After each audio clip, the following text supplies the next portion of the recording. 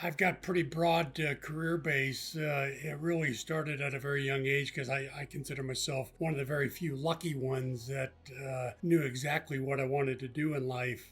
And then I went and did it, even though there was a lot of trials and tribulations to get there.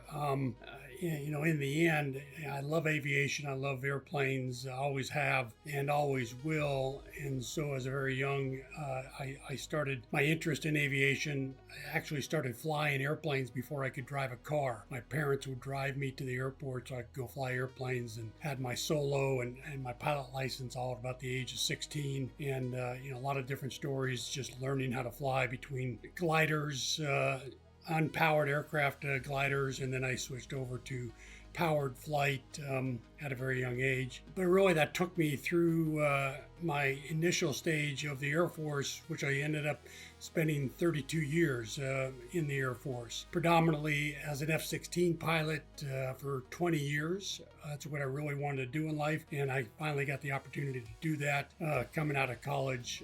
Prior to that, I actually enlisted in the Air Force, so I went through all the ranks of the Air Force, all the way up from Airman Basic to full bird colonel when I retired 32 years later. As an airman, I was an aircraft mechanic on F-4s and F-16s, so I knew it from that perspective. And what that taught me is really my work ethic that I have today has carried me all the way through. Is you really dedicate yourself to excellence in whatever you attack. In fact, one of the main things I tell my kids is, it doesn't matter what job anybody gives you. We all have a boss at some point, but you just be the best at that job.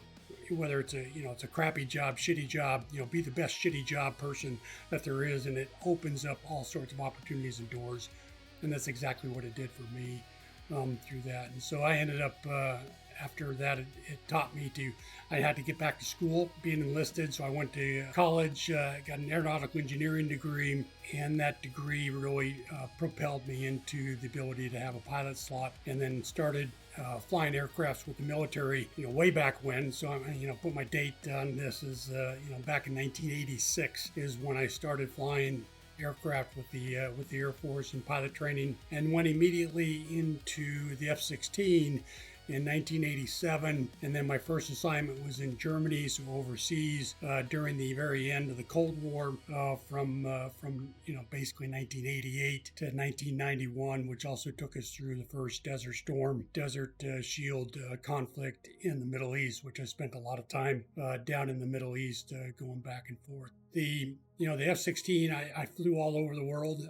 From there, I came back and I taught people how to fly aircraft after that first assignment. And I went back to the T-38, which is a very sleek little airplane. If you saw the movie Top Gun, which everybody loves, the first one, the bad guys were in this black airplane. That's basically a T-38, that little airplane that was flying against Tom Cruise and the Top Gun. But it's a great little airplane. I love flying it, a little sports car, and teaching people how to fly that airplane for a little bit. And then I went back in the F-16 again, lived in Korea, worked with the Koreans, South Koreans quite a bit. Back in the United States, I taught people how to fly the F-16, back and forth in different assignments. Took me to Egypt to teach the Egyptians how to fly F-16, so I spent a year south of Cairo and I was the commander for a small training team, working with the Egyptian Air Force very closely, and also worked very closely with the Singapore and Taiwan. Came back to the United States and worked with those squadrons, flying F-16s, and led some of those units as well. So a very broad international perspective while I was flying airplanes.